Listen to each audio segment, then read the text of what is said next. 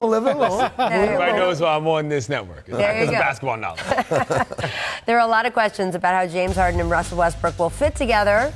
Daryl Morey built this roster, but guess who gets to make it work? Mike DAntoni. Here he is on the Woj pod discussing how he will adjust to this new superstar duo. James is a horse, and now, the second superstar you add is a horse, and you just try to match it up and try to get the best and then play the way that we need to play to be the best. And our offense, and it's funny, people, they got to change their offense. Well, it's been the number one or two. Right. Golden State's the best ever, and we're right behind them. Right. And actually, from mid-November on, we were 1 point better offensively efficient than any team in the league. So we're not changing much. We'll tweak it, but to say you got to change, you can't win that way, that's BS.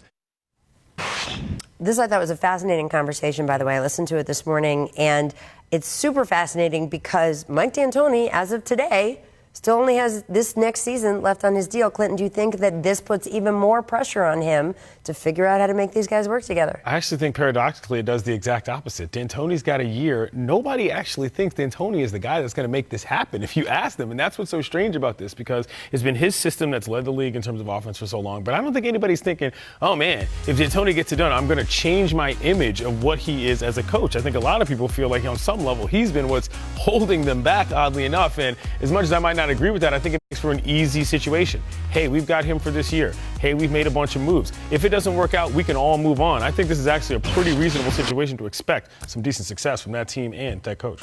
Well, I can see what they're going to do. They have two pick-and-roll big men because they just added Tyson Chandler, and they've left Clint Capela. They have two terrific pick-and-roll ball handlers, and they have an ISO player, maybe the greatest ISO player of all time. I'm not worried about him scoring points. What I am worried about is when we get into the playoffs, which everybody seems to forget it changes. People are just not going to guard Westbrook. They're just not going to guard him. Unless he spends the next 6 months showing people he can shoot the three, he's a dramatically worse shooter than Chris Paul is as an off-ball player. Yep. And so that's what I just think. And that's what I want to know. I mean, I'm not worried about him scoring points in January. I'm worried about him going far in the playoffs with what the competition is going to be. That's my concern of the trade. Yeah, I mean, in a half court, you got two guys who need the ball in their hands, one of whom can't shoot, neither of whom move very much when they don't have the ball, and we're expecting, it'll be fine. And Mike's right, his offense isn't the problem. It's not the reason why they haven't gotten over the hump. But we're talking about personnel-wise, this addition does not make sense. And to me, it actually undercuts Mike. And it doesn't help that he, as you said, he's going into the last year of his contract, and the extension they offered him was a lowball extension. And so all of this smacks to me of ownership that follows NBA 2K closer than it follows actual basketball. Because there's no way you can tell me Russell Westbrook is a better fit for this team. And that's even before we talk about the pick inventory that they gave up to get him.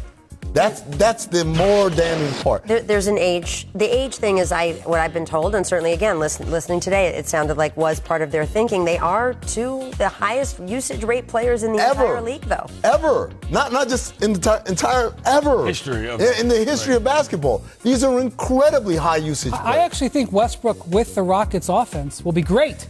With the floor being spread for him, I mean, this was a big issue with Oklahoma City. He didn't have shooting. Right. The Rockets have great shooting. Except, I think when Russell is out there running the show, he could be awesome. He could be better. Except he's got to play with Harden. There you go. Especially in tight playoff situations. So how do the touches get passed around? Like, how does that work? Well, Westbrook's the one who's going to have to sacrifice. He's the lesser player at this point. See, I think the opposite, because if Westbrook's going to be effective at all, these triple-doubles have to count for something in terms of distribution. I think Harden, as a better shooter in this situation, is the one who's going to have to step back, because Westbrook can't function at all, I think, in the same way without the ball. I think Harden can do it without... yeah, sure. Good luck either way. Good luck either way. But I'm with Clint on this one. One guy can shoot, the other guy can't. Neither of them move a lot without the ball. The offense doesn't call for a lot of off-ball motion either. So if that's the case, I'm going to put the ball in the hands of the lesser shooter because at least I know the defense says we can't leave James. If you flip-flop, and you're right, Harden is way better than Westbrook. And it's criminal that we don't mention that enough. We make it seem like they're peers. They're not. What happened to the last two star off-ball shooters that play with Westbrook?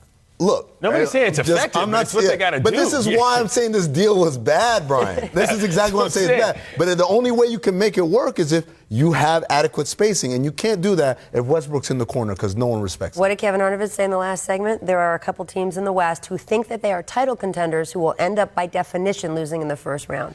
It will be interesting to see. We talk about all these teams and what their strengths and weaknesses are. Someone is going to be coming up in a way that they do not expect. More on The Jump is on the